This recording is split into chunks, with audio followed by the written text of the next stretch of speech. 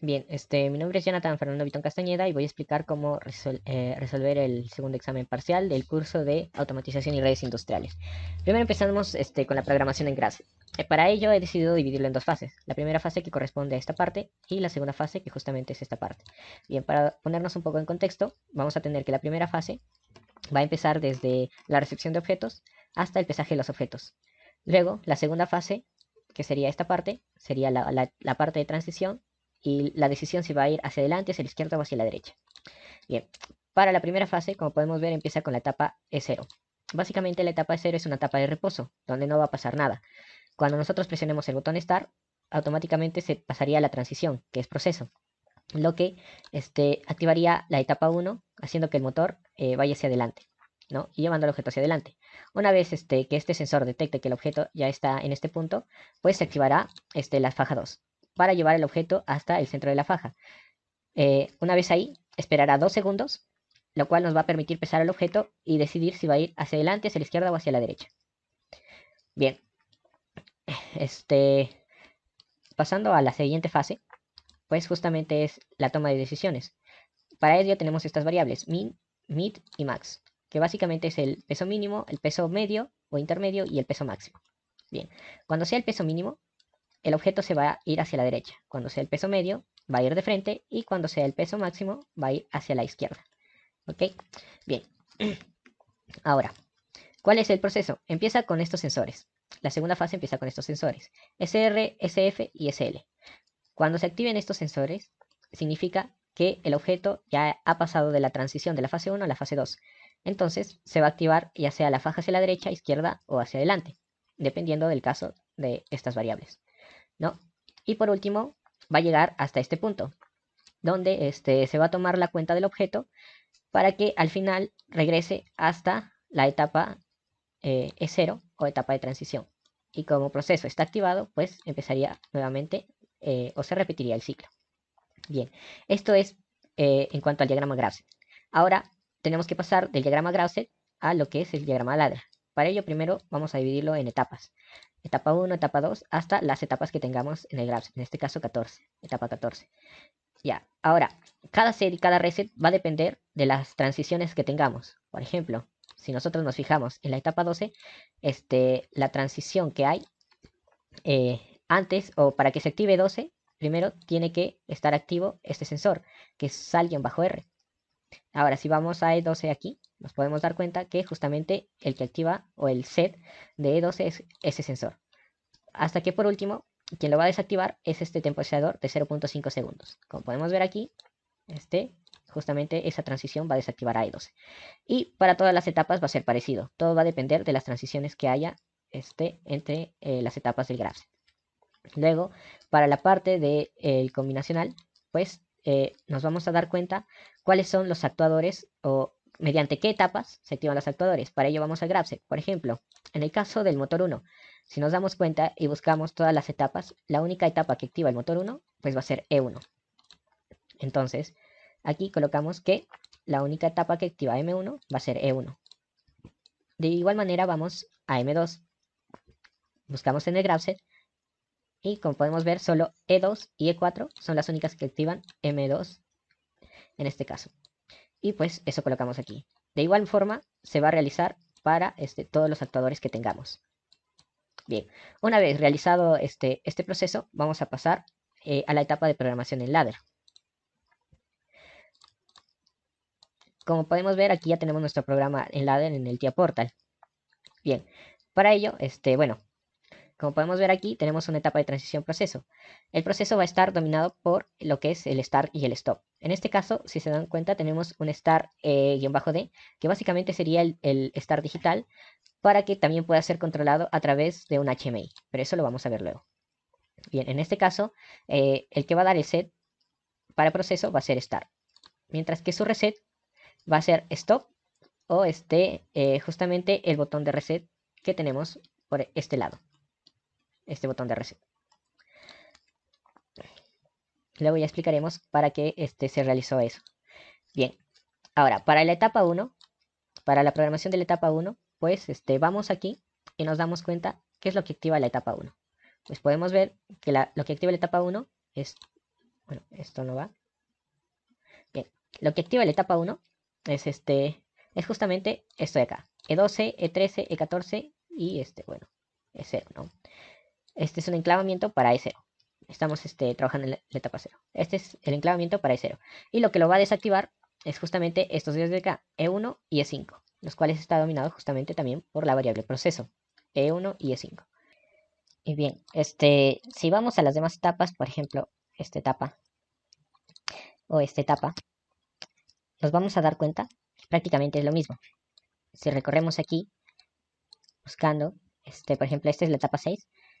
La etapa 6 empieza con mínimo, su set sería mínimo, este sería el E6 de enclavamiento, mientras que se desactiva con SR, E7 u E8. Bien, básicamente para todas las etapas sería lo mismo. Ahora, para la parte combinacional, por ejemplo, el M1. El M1, como podemos ver aquí, solo lo activa la etapa 1. Por lo que al poner la etapa 1, pues se va a activar M1. En este caso, también se está colocando la variable M1D para relacionarlo a la parte digital para el HMI y encender, en este caso, un LED o algo que nos permita saber que se está movilizando la faja. Bien, básicamente esa es la parte hasta la parte convencional. En cuanto a pues lo que les había comentado, el sensor, bueno, en este caso la variable de máximo, pues solo acepta voltajes mayores a 6 voltios, mientras que el voltaje medio, como podemos ver, está entre 4 y 6 voltios. Y el voltaje mínimo, pues en este caso está 0,0 y 4,3. Es necesario colocarle mayor que 0 porque cuando no hay un objeto, detecta, en el caso de que no sea mayor que 0, detecta como si fuera mínimo. Y pues también ocurriría ciertos errores. Bien, para el caso del peso, el pesaje, pues por una fórmula simple se puede hallar el peso multiplicando el voltaje por 2. ¿Y cómo sale esto de acá? Pues si nos damos cuenta, vamos acá a la configuración y podemos ver que el peso máximo que aguanta es de 20 kilogramos. Entonces, cuando envía 0 voltios, pues es 0 kilogramos, mientras que cuando envía 10 voltios es 20 kilogramos. Fácilmente nos damos cuenta que al multiplicar el voltaje por 2, pues es el máximo de capacidad en kilogramos que nos está enviando esta señal. Bien, básicamente eso sería todo por la parte del ladder. Ahora, la programación del HMI. La HMI cuenta con 3 imágenes. La imagen raíz, que básicamente es donde va a estar, se podría decir, el mensaje de bienvenida y 2 botones para ver el proceso y las etapas. En la parte del proceso, pues nos va a mostrar una especie de escala con las variables, ¿no? Que nos van a o que se van a aprender y apagar de acuerdo a cómo vaya el proceso. Y en la parte de etapas, pues estas etapas se van a aprender y apagar también mediante cómo vaya yendo el proceso. Pues bien, llegó el momento de simularlo. Bien, para realizar la simulación, pues corremos desde este lado la simulación tanto de nuestro SCADA como de nuestra programación, ¿no? Por aquí ya tenemos el PLC enlazado al factorillo junto con aquí está, el proceso SCADA. Bien, para ver cómo funciona la simulación, pues primero probemos los botones del tablero para ver que todo funciona correctamente. Si le damos Start, pues inicia el proceso, se produce la selección. Podemos ver también o visualizar cómo van las etapas en el HMI, ¿no? De acuerdo a cómo funciona la programación, ya sea si va a la derecha, a la izquierda, ¿no? Vemos las etapas, al igual que podemos ir a ver el proceso, ¿no? Como podemos ver, aquí se muestra el peso de cada objeto. Aquí el número de objetos que ha pasado hacia la derecha, hacia arriba, bueno en este caso hacia arriba todavía no pasó ninguno, y hacia la izquierda. Entonces, ese es nuestro primer objeto hacia arriba. Vamos a darnos cuenta que cuando se aparece, pues aumenta un objeto, ¿no? Bien, ahora vamos a probar el botón de stop. Como podemos ver, es un botón. Este botón de stop utiliza la parada de final de ciclo, es decir, que primero tiene que vaciarse todo el proceso para luego realizar la parada, ¿no? Y al ser pues una parada de stop, una parada de final de ciclo, pues nos damos cuenta que en este caso pues ha reiniciado, ¿no? El número de objetos de cada pues de cada contador, ¿no? Ahora si le damos start nuevamente, pues nos damos cuenta que sigue con su curso.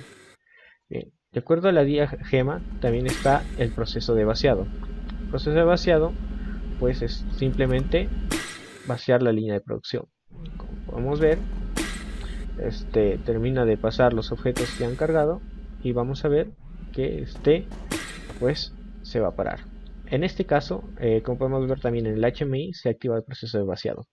El proceso de vaciado pues no va a reiniciar ninguno de los contadores, pues porque simplemente se vacía la línea de producción, más no se renueva el ciclo.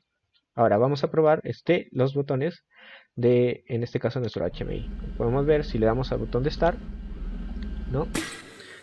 Pues funciona como si utilizáramos el panel de control físico, ¿no?